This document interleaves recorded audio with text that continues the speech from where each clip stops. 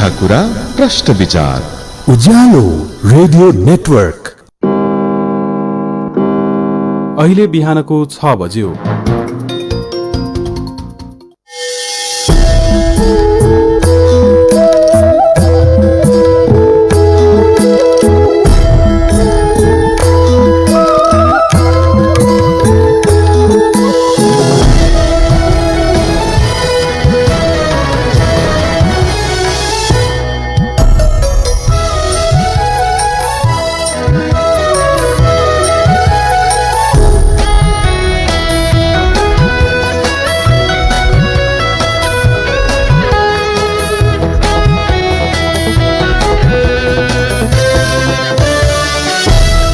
नमस्कार तथा सुप्रभात। काया कैरनमा तपाईंलाई साथी मदन पौड्यालसँगै दिपा तिमल सिन्हाको स्वागत छ। काया कैरन उज्यालो रेडियो नेटवर्कसँगै उज्यालो अनलाइन र मोबाइल एप्लिकेशनबाट एकसाथ प्रसारण भइरहेको छ। आज 2078 साल साउन 13 गते बुधबार, साउन कृष्ण पक्षको पञ्चमी तिथि, सन् 2021 जुलाई 28 तारिक।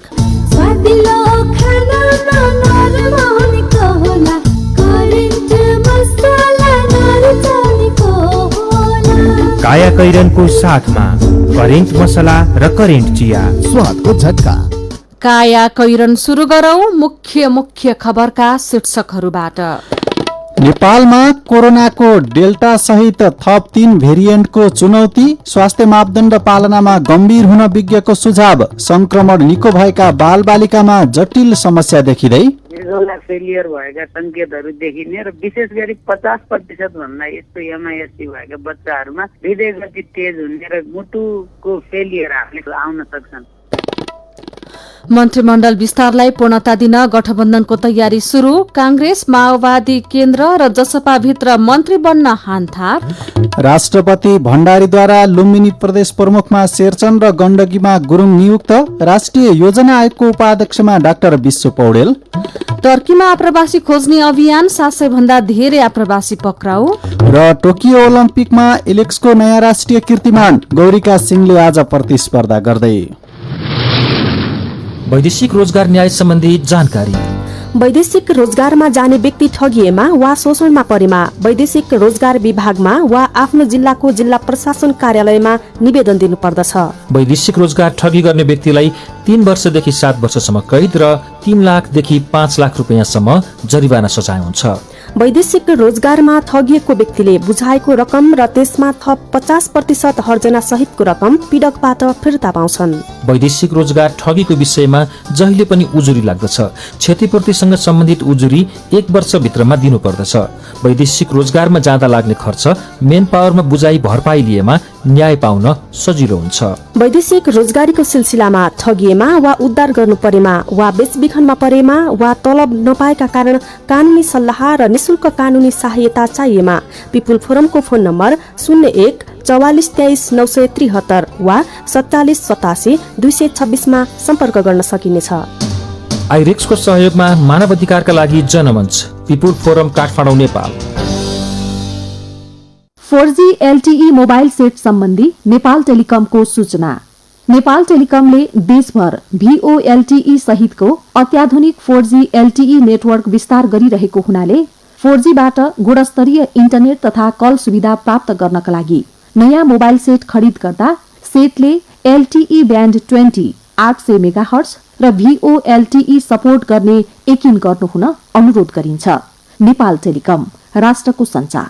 संस्कार र संस्कृति के हो भन्ने त सबले बिर्सिसके आजकल।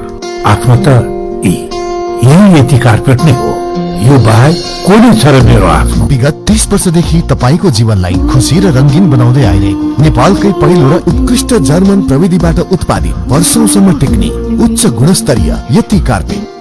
सुन्दरी सुन्दर, अलवेज सुन्दर। यति कार्पेट किन्दा पछाडि सुन्दरको लोगो हेर्न नभुल्नुहोला। यति कार्पेट हाम्रो संस्कृति। काया कैरनमा अब खबरको सिलसिला। स्वास्थ्य तथा जनसंख्या मन्त्रालयले कोरोना भाइरसको डेल्टा भेरिएन्ट सहित थप 3 भेरिएन्टको चुनौती थपिएको भन्दै संक्रमण रोकथाम तथा नियन्त्रणमा संवेदनशील हुन सबैमा आग्रह गरेको छ।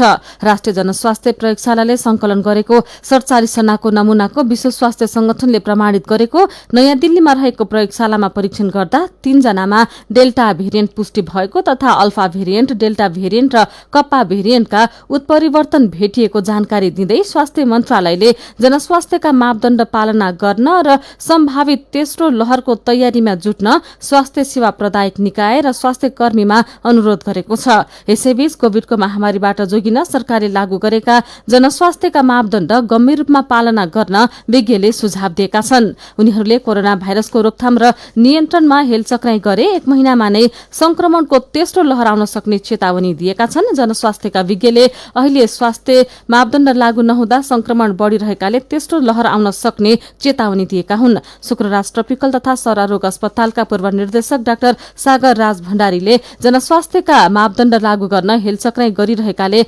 संक्रमणको तेस्रो लहर 1 महिनाभित्र आउन सक्ने बताउनुभयो। नेपालमा पछिल्ला दिन संक्रमण दर बढ़िरहेको छ। गएको सोमबार मात्र आइतबार भन्दा 1184 जनामा संक्रमण बढ़ी देखिएको थियो। सोमबार नेपालमा 3421 र आइतबार 2237 जनामा संक्रमण देखेको जनस्वास्थ्यविद डाक्टर राज भण्डारीले कोरोना भाइरस अझ केही वर्ष रहन सक्ने भएकाले मानिसले आफ्नो व्यवहार परिवर्तन गरी कोरोनासँग लड्दै जिउनुपर्ने बताउनु भएको छ। त्यसैगरी अर्का जनस्वास्थ्यविद डाक्टर वासुदेव पाण्डेले भारतको खुला सीमाका कारणले संक्रमण नेपालमा फेरि बढ़िरहेको बताउनुभयो। उहाँले जनस्वास्थ्यका मापदण्ड पालु गरेर मात्र संक्रमणलाई नियन्त्रण गर्न सकिने बताउनु भएको छ। त्यसैगरी अर्का जनस्वास्थ्यविद डाक्टर सुन्दरमणि दीक्षितले तेस्रो लहरको जोखिम भएकाले सरकारले संक्रमण रोकथाम र नियन्त्रणका लागि सबै अस्पताललाई तयारी अवस्थामा राख्नुपर्नेमा जोड़ दिनु भएको छ। कोरोना विरुद्धको खोपले सबैभन्दा तीव्र गतिमा फैलिने डेल्टा भेरिएन्टबाट हुने मृत्युबाट 79% सम्म बचाउन सक्ने एक अध्ययनले देखाएको छ। भारतको नेशनल इन्स्टिच्युट अफ भाइरोलोजी NIV को पछिल्लो अध्ययन अनुसार खोप लगाएका मध्ये संक्रमित 9.8% लाई मात्र अस्पताल भर्ना गर्नु पर्यो भने 0.4% को मात्र ज्यान गयो। छिमेकी देश भारतमा गरिएको यो अध्ययनले कोरोनाको संक्रमण र जटिलताबाट बच्न खोप नै एकमात्र विकल्प रहेको देखाउँछ। राष्ट्रिय क्षयरोग केन्द्रका वरिष्ठ छातीरोग विशेषज्ञ डाक्टर नवीन प्रकाश शाहले अब खोप कार्यक्रमलाई तीव्रता दिनुपर्नेमा जोड़ दिनुभयो। खोपमा सबैको सुनिश्चित गर्न सक्यौं भने नयाँ भेरिएन्ट आए पनि दोस्रो लहरको दाँजोमा अवस्था भयावह हुँदैन उहाँले भन्नुभयो। यसैबीच कोरोना भाइरसको संक्रमणपछि बालबालिकामा गम्भीर खालको स्वास्थ्य समस्या देखिने गरेको पाइएको छ। डाक्टरका अनुसार यसलाई इम्युन प्रतिक्रियात्मक रोग भन्ने गरिएको छ। यो रोग जुनसुकै कोविड सम्पर्कमा आएका बालबालिका र किशोर किशोरीमा देखिन सक्ने भए पनि 5 देखि 15 वर्ष उमेर समूहमा धेरै देखिएको छ। कोरोनाको लक्षण देखिएका या नदेखिएका बालबालिकामा कोरोना भइसकेपछि केही हप्ताभित्र यस्तो खालको समस्या देखिन सक्छ। बिराले देखिने रोग भए पनि कोरोनाको तुलनामा घातक हुने भएकाले यसबारे सचेत हुन डाक्टरले आग्रह गर्दै आएका छन्। साथी जानुका दुवाडीले बाल प्रतिरक्षात्मक विशेषज्ञ डाक्टर धर्मागत भट्टराईलाई यो कस्तो खालको समस्या हो भनेर सोध्नु भएको छ। MISC चाहिँ के हो भने त्यो कोभिड लागेको बेलामा भन्दा पनि त्यो कोभिडको फेज जुन भाइरल फेज हुन्छ त्योभन्दा क्रस गरिसकेपछि चाहे त्यो लक्षण विहीन थियो या लक्षणसित थियो या सिरियस थियो या गम्भीर थियो जेसुकै भए पनि त्यसमा कोभिडको संक्रमणको कुनै प्रमाण भएको कुनै पनि बालबालिका र किशोर किशोरी विश्व स्वास्थ्य संगठनले 19 वर्षको कट अफ लिएको छ र कुनै गाइडलाइनले 21 वर्षसम्मको कट अफ लिएका छन्। ती उमेर समूहमा चाहिँ इम्युन प्रतिक्रियात्मक लक्षणहरू देखिन्छन्। त्यसमा हुने कुरा के हो भने ज्वरो पक्का आउँछ। ज्वरो बाहेक 2 वा 2 भन्दा बढी सिस्टमका लक्षणहरू देखिन्छन्। तिनीहरूमा जस्तै हामीले सामान्य रूपमा देखिने लक्षणहरू भनेको आँखा, जिब्रो, ओठ रातो हुने, शरीरका विभिन्न भागहरू सुन्निने, हात खुट्टा सुन्निने, श्वास प्रश्वासमा समस्या हुने, सेचुरेसन घट्ने, अक्सिजनको जरुरत पर्न सक्ने, पखाला लाग्ने, पेट दुख्ने र भेजोला फेलियर भएका संकेतहरू देखिने र विशेष गरी 50% भन्दा यस्तो MISC भएका बच्चाहरूमा हृदय गति तेज हुने र मुटुको फेलियर हामीले मुटुले काम गर्नलाई अप्ठ्यारो हुने कन्डिसनहरू आउन सक्छन्। नेपालमा त्यस्तो समस्या भएका बालबालिकाहरू कतिको मात्रामा भेटिएका छन्? हजुर, नेपालमा एउटा कुरा त यहाँ रिपोर्टिङको प्रावधान नै एकदमै पेचिलो छैन। त्यसकारण अहिलेसम्मको डाटा स्वास्थ्य मन्त्रालयले प्रकाशित गरेकोमा 80 जना एमआइएससी भएको र तीमध्ये 4 जनाको मृत्यु भएको प्रकाशित गरेको छ। हामीले राम्रोसँग डाटा राख्ने देशहरू जस्तो अमेरिकाको कुरा गर्यौं भने 4018 जना प्रकाशित एमआइएससी का बिरामीहरू मध्ये 36 जनाको डेथ भएको देखिएको छ। भनेको यो कोरोना लाग्दा भन्दा पनि कोरोना पछि एमआइएससी भइसकेपछि चाहिँ बढी जटिलता हुने भयो। धेरै जसो कोभिड लागेका बालबालिकाहरू 60 देखि 80% त लक्षणविहीन हुन्छन्। हामीलाई थाहै हुँदैन, उनको हामी पीसीआर पनि गराउँदैनौँ किनभने तिनीहरूलाई लक्षणै हुँदैन। र बाँकी रहेका 15-20% सामान्य लक्षण आउने हुन्छन् र 5% भन्दा कम बालबालिकाहरूलाई मात्रै डाक्टरको कन्सल्टेसन अनि हस्पिटलाइजेसन र अति कम बालबालिकाहरूलाई मात्रै गम्भीर मोनिटरिङको जरुरत पर्ने हुन्छ कोभिडबाट। तर कोरोना लागेको कति समयसम्म यो देखिने सम्भावना हुन्छ? 6 to 8 weeks भनेर लेखिएको छ। तर एउटा दुईटा केस रिपोर्ट फाटाफुट्टा यस्तो पनि देखिएको छ कि 10 हप्ता 12 हप्ता पछिसम्म पनि कोभिडको इन्फेक्सनको संकेत। त्यसलाई हामी 4 भागमा बाँड्छौँ। या त पीसीआर पोजिटिभ, किनभने पीसीआर 14 दिनमा नेगेटिभ आउँछ भन्ने छैन, पछि पनि पोजिटिभ आइरहन सक्छ। कोरोना लागिसकेपछि बालबालिकाहरूलाई एमआइएससी नहोस् भन्नको लागि पहिले सावधानी अपनाउन सकिन्छ कि सकिँदैन, अथवा यसबाट कसरी बच्न सकिन्छ? यसलाई हामी प्राइमोर्डियल प्रिभेन्सन भन्छौँ इङ्ग्लिसमा। यो भनेको आधारभूत सावधानी मात्रै हो यसको उपाय भनेको। त्यो भनेको जबसम्म बच्चाको शरीरमा कोभिड भाइरस नै छिर्दैन त्यसपछि कोभिडको इम्युन प्रतिक्रिया आउने प्रश्नै रहँदैन। त्यसकारण हामीले बच्चालाई कोभिडको भाइरस छिर्नै दिनबाट बचायौँ भने मात्रै हामीले त्यसको फ्युचरमा हुन सक्ने 6-8 हप्तामा हुन सक्ने एमआइएससीबाट बचाउन सक्छौँ। यसलाई हामीले प्राइमोर्डियल प्रिभेन्सन भन्छौँ। उहाँ हुनुहुन्थ्यो बाल प्रतिरक्षात्मक विशेषज्ञ डाक्टर धर्मागत भट्टराई। कोरोना संक्रमणपछि बालबालिकामा देखिने स्वास्थ्य समस्याबारे कुराकानी गर्दै तपाईँ काया कैरन सुन्दै हुनुहुन्छ। काया कैरनमा खबरको सिलसिला बाँकी नै छ, सुन्दै गर्नुहोला। सामाजिक सुरक्षा भत्ता प्राप्त गर्न योग्य ज्येष्ठ नागरिक, एकल महिला, अशक्त, अपाङ्ग, लोपोन्मुख जाति र 5 वर्ष मुनिका बालबालिकाहरूले आफ्नो स्थायी बसोबास रहेको वडामा गई आवेदन दियो। भत्ता प्राप्त गरिरहेका लाभग्राहीहरूले प्रत्येक आर्थिक वर्षको श्रावणदेखि कार्तिक मसान्तसम्म वडा कार्यालयमा आफ्नो नाम नवीकरण गराऊ। लौ न, मेरो बाको नवीकरण गर्नै छुट्यो नि। नवीकरण गर्न छुटेका लाभग्राहीहरूको नाम प्रणालीबाट हट्दछ। छुटेका नागरिकले वडा कार्यालयमा गएर पुनः आवेदन दिनुपर्ने छ र नयाँ दर्ता भएको अर्को महिनाबाट मात्र सम्बन्धित बैंक खातामा रकम जम्मा हुनेछ। मेरो त बैंकमा खाता पनि छैन, भत्ता नगदमै आउँछ हैन? भत्ता लिनेहरूका लागि स्थानीय तहले तोकेको बैंकले नै निशुल्क खाता खोल्नेछ।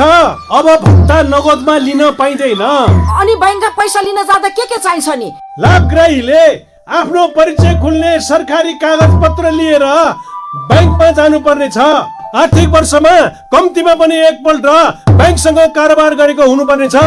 सबै स्थानीय तहहरूले सामाजिक सुरक्षा भत्ता बैंकबाट भुक्तानी गरौँ र गराउँ। नेपाल सरकार, गृह मन्त्रालय, राष्ट्रिय परिचय पत्र तथा पञ्जीकरण विभाग। कोरोनाको महामारी फैलिएको बेला घरमै बसी प्रयोग गरौँ डिजिटल ब्याङ्किङ सेवा।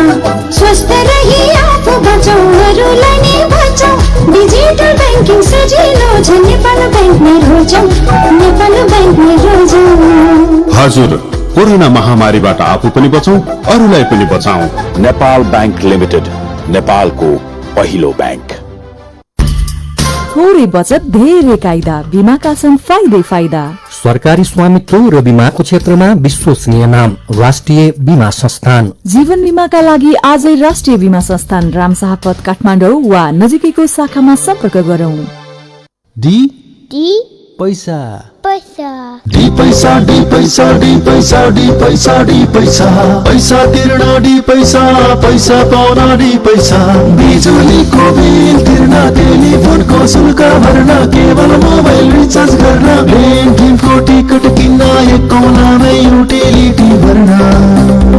गुगल प्ले वा एप स्टोरबाट डी पैसा एप डाउनलोड गरेर आजै घरमै बसी सम्पूर्ण आर्थिक कारोबारहरू गर्नुहोस्। ढी पैसा, पैसा हैन डिजिटल पैसा।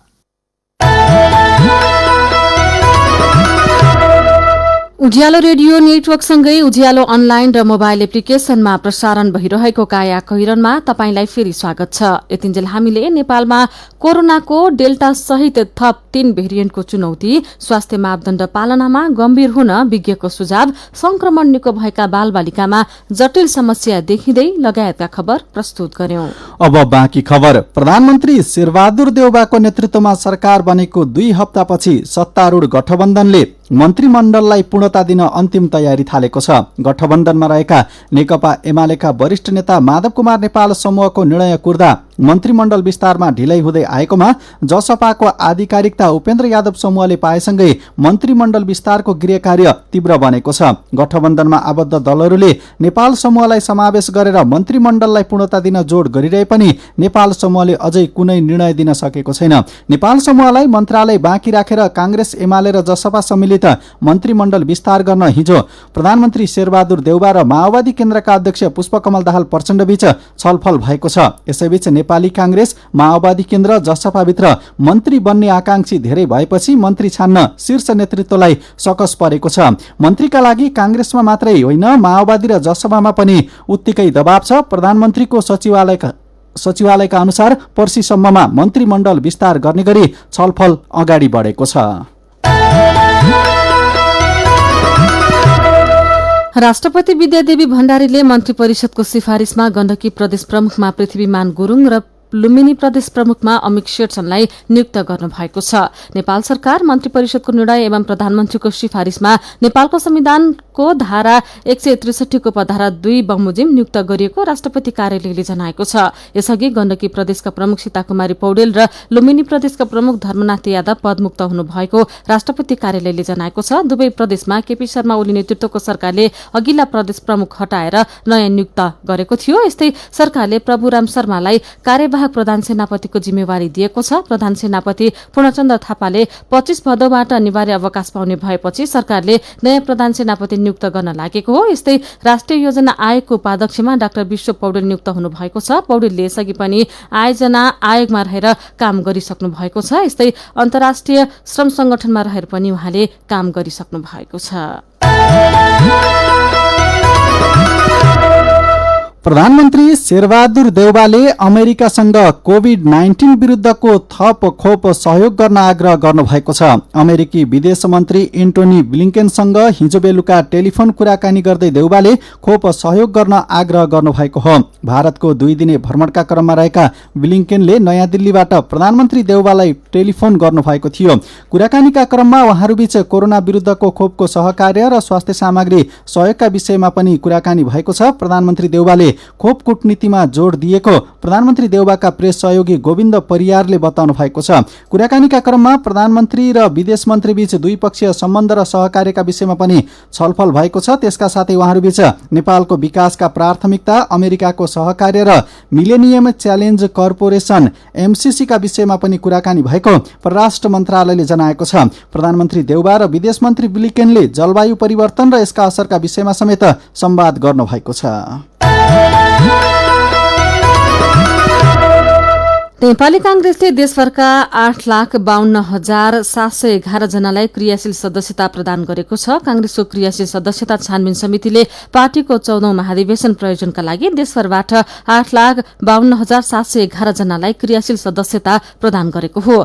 क्रियाशील सदस्यता छानबिन समितिका संयोजक रमेश लेखकले पार्टी सभापति एवं प्रधानमन्त्री शेरबहादुर देउवालाई बुझाउनु भएको प्रतिवेदनमा 4,43,678 जना नयाँ र 4,09,033 ले नवीकरण गरेका हुन्। अघिल्लो महाधिवेशनमा भन्दा अहिले 4 लाख भन्दा बढी नयाँ क्रियाशील सदस्य थपिएका छन्। क्रियाशील सदस्यता नामावली टुंगिएसँगै अब पार्टीको 14औं महाधिवेशनको प्रक्रिया समेत शुरू हुने भएको छ। यसैबीच जनता समाजवादी पार्टी जसपा कार्यकारिणी समिति बैठकले संसदीय दलको विधान अनुमोदन गर्दै नेता चयनका लागि 3 सदस्यीय समिति गठन गर्ने निर्णय गरेको छ।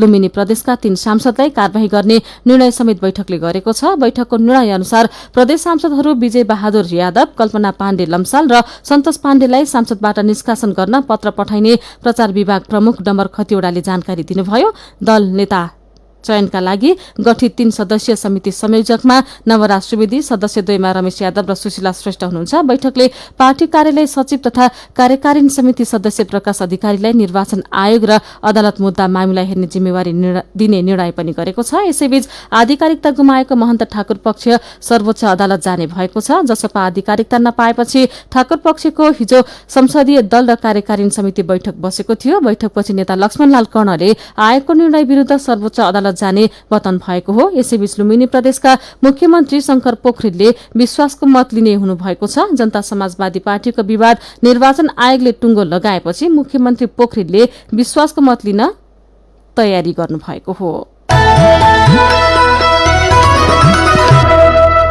शिक्षा विज्ञान तथा प्रविधि मन्त्रालयको महत्वाकांक्षी बजेटका रूपमा रहेको राष्ट्रपति शैक्षिक सुधार कार्यक्रम कार्यान्वयन हुनेमा अन्योलता देखिएको छ। 10 अर्ब रुपैयाँको कार्यक्रम कार्यान्वयन हुनेमा शिक्षा मन्त्रालय स्वयंले शंका व्यक्त गरेको हो। आर्थिक वर्ष 2077-78 मा यो कार्यक्रम अन्तर्गत 6 अर्ब रुपैयाँ विनियोजन भएको थियो। गएको आर्थिक वर्षमा झण्डै 4600 विद्यालयले राष्ट्रपति शैक्षिक सुधार कार्यक्रम अन्तर्गतको बजेट पाएका थिए। सरकार परिवर्तनसँगै चालू आर्थिक वर्षमा छुट्याइएको 10 अर्ब रुपैयाँ बराबरको बजेट कार्यान्वयन गर्ने सम्बन्धमा निर्णय हुन सकेको छैन। ओली सरकारले कार्यक्रम साउनबाटै कार्यान्वयन गर्न शिक्षा मन्त्रालयलाई निर्देशन दिए अनुसार मन्त्रालयले कार्यविधि तयार गरेको थियो। तर अहिले बजेट कार्यान्वयन हुने विषयमा मन्त्रालयले आफ्नो धारणा दिन सकेको छैन। मन्त्रालयका सचिव रामप्रसाद थपलियाले सरकारको निर्देशन अनुसार काम गर्ने भएकाले यो शीर्षकको बजेट के हुन्छ यसै भन्न नसकिने बताउनु भएको छ। 10 अर्ब बजेटको राष्ट्रपति शैक्षिक सुधार कार्यक्रम अन्योलमा यो शीर्षकको खबर आजको समाचार दैनिकले छापेको छ।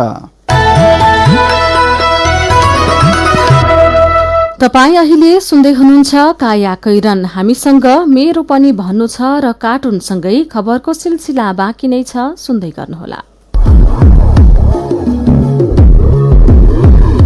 तपाईले चुरोट बिडी खानी गर्नु भएको छ भने आज एउटा कम गर्नुस् है, तपाईको स्वास्थ्य सुध्रिन्छ। सार्वजनिक हितका लागि उज्यालोको अनुरोध। मेरा छोराछोरीको सपना अन्तर्राष्ट्रिय स्तरको उच्च शिक्षा। म पनि यस्तै चाहन्छु। मलाई विश्वास छ हाम्रो सपना र चाहनालाई पूरा गर्छ नेपाल जापान सेवा सेन्टरले। हजुर, उच्च शिक्षाको लागि जापानको जुनसुकै सिटीमा अध्ययन गर्न र जापानिज भाषा सिक्नको लागि हामी तपाईको साथमा छौं। सम्पर्क Nepal Japan Sewa center, Nagpokhari, Kathmandu. Phone number 4428 242 4428 242। Come once, you will certainly be benefited. मिठो मिठो खानाले कसको मन नाच्ला, स्वादिलो खाना नरमाउने होला, करेन्ट मसला नभरेको, करेन्ट मसला नचालेको होला। Hygienic, tasty and fresh Trimurti industries private limited Rupandehi बुटवलद्वारा उत्पादित करेन्ट चिकन मसला, सब्जी मसला, चाउमिन मसला, मोमो मसला, चाट मसला, गरम मसला र अन्य विभिन्न मसलाहरू। करेन्ट मसला, स्वादको झट्का। क्वालिटी र स्वादमा कुनै सम्झौता नगरी तपाईहरूको अर्डर अनुसारको फुड, ड्रिंक्स तथा बेकरीका आइटमहरू 24 घण्टा जुनसुकै समयमा काठमाडौँ उपत्यका भित्र हजुरहरूले चाहेको स्थानमा डेलिभरी गर्न हामी तयार बसेका छौं। लाटो कोसेरो, जो रातभर नसुती तपाईहरूको सेवामा हाजिर छ। www.latokosero.com। फोन 98 473 79 890 98 010 79 890। रमाइलो गर्नुस् आफ्नै घरमा लाटो कोसेरोको भरमा।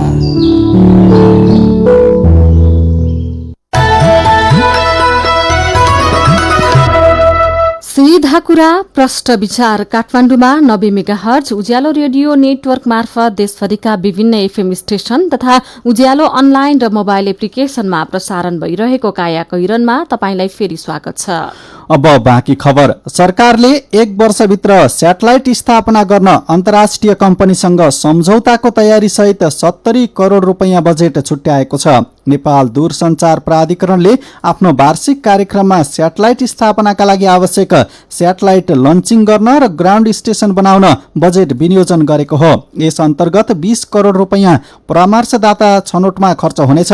चालू आर्थिक वर्षको अन्त्यसम्म स्याटेलाइट स्थापना गर्न सेवा प्रदायक छनौटको काम सक्ने प्राधिकरणको लक्ष्य रहेको अध्यक्ष पुरुषोत्तम खनालले बताउनुभयो। स्याटेलाइट स्थापना गर्नुअघि आवश्यक कानूनी र व्यवस्थापन हेर्ने गरी परामर्शदाता नियुक्तिका लागि मागिएको आशय पत्र रद्द भएकोले स्याटेलाइट स्थापनाको प्रक्रिया केही ढिलो हुने भएको हो। मेरो पनि भन्नु छ। स्वास्थ्य मन्त्रालयले कोरोनाको सम्भावित तेस्रो लहरका बारेमा चेतावनी दिँदै अक्सिजन सिलिण्डर लगायतका स्वास्थ्य सामग्री चुस्त अवस्थामा राख्न भनेको छ। कड़ा लकडाउन बिनै संक्रमणबाट बच्न तपाईले दिनुभएका सुझावलाई आजको मेरो पनि भन्नु छमा समेटेका छौं। हरि भण्डारीको सुझाव छ, स्वास्थ्य मन्त्रालयले भने अनुरूप स्वास्थ्य मापदण्डको पालना गर्ने हो भने सबै व्यवसाय सञ्चालन गरेर हामी यो महामारीसँग लड्न सक्छौं। तर त्यसका लागि पहिले तपाई हामी आफै सचेत हुन जरुरी छ। खगराज भट्टराई कोरोनाले यसअघि पनि नागरिकलाई सिकाइसकेको छ भन्दै सुझाव दिनुहुन्छ। अत्यावश्यक काम बिना अनावश्यक भीड़भाड़ नगर्ने अनि आफ्नो ठाउँबाट सतर्क रहनु नै उत्तम उपाय हो। अनावश्यक डर त्रास फैलाउनु भन्दा आउन सक्ने अवस्थासँग जुझ्न सरकारले पूर्व तयारी गरोस्। दोस्रो लहरमा जस्तो धेरै नागरिकले अकालमै ज्यान गुमाउन नपरोस्। प्रकाश चन्द्र सुवेदी स्वास्थ्य मापदण्डको पूर्ण पालना गर्दै प्रत्येक नागरिकलाई खोपको सुनिश्चित गर्नुपर्छ भन्ने सुझाव दिनुहुन्छ। राहुल कठरिया लेख्नुहुन्छ, कोरोनाबाट बच्न अपनाउनु पर्ने सावधानी सबैले अपनाएको पाइँदैन। निषेधाज्ञा खुकुलो भएसँगै मानिसहरूको चहल पहल बढ्दो छ। सरकारको पूर्व तयारी पनि छैन। स्वास्थ्य सुरक्षाको मापदण्ड कडाईका साथ पालना गराई सबैलाई खोपको व्यवस्था गर्नुपर्छ अनि निषेधाज्ञाको विकल्प खोज्न जरुरी छ। अनि गोविन्द गैरे कोरोना नियन्त्रणमा सरकारको निर्भरतामा मात्रै सबै थोक सम्भव हुन्छ भन्ने मानसिकता नागरिकले पनि बदल्नुपर्छ भन्नुहुन्छ। हरेक नागरिकलाई जिम्मेवार बन्दै स्वास्थ्य मापदण्ड पालना गर्न उहाँको सुझाव छ। विचारका लागि तपाईलाई धन्यवाद। मेरो पनि भन्नु छ। मेरो पनि भन्नु छ प्रस्तुत गर्दै हुनुहुन्थ्यो साथी राधा ढुङ्गाना। काया कैरनमा अब विदेशका खबर। टर्कीमा 700 भन्दा धेरै आप्रवासी पक्राउ परेका छन्। टर्कीको सबैभन्दा ठूलो शहर इस्तानबुलबाट 709 जना अवैध आप्रवासी पक्राउ परेका हुन्। टर्कीमा प्रहरीले आप्रवासीलाई खोज्न अभियान नै चलाएको छ। जुलाई 15 तारिकदेखि शुरू भएको अभियानको 10 दिनमै इस्तानबुल र वरपरका 11 जिल्लाबाट उनीहरू पक्राउ परेका इस्तानबुल प्रहरीले जनाएको छ। पक्राउ परेकाहरू अवैध रूपमा लुकेर बसिरहेका आप्रवासी हुन्। पक्राउ पर्नेहरूमध्ये धेरै जसो अफगानिस्तानका नागरिक रहेका प्रहरीलाई उद्धृत गर्दै चिनिया समाचार संस्था सिन्हुवाले जनाएको छ। अफगानिस्तानमा हिंसाका घटना बढेसँगै शरणार्थीका रूपमा टर्की छिर्नेको संख्या बढ्दै गएको खबरमा उल्लेख गरिएको छ। अब खेल खबर। टोकियो ओलम्पिकमा नेपालकी पौडी खेलाडी गौरिका सिंहले आज प्रतिस्पर्धा गर्दैछन्। गौरिकाले महिलाको 100 मिटर फ्री स्टाइलमा प्रतिस्पर्धा गर्नेछन्।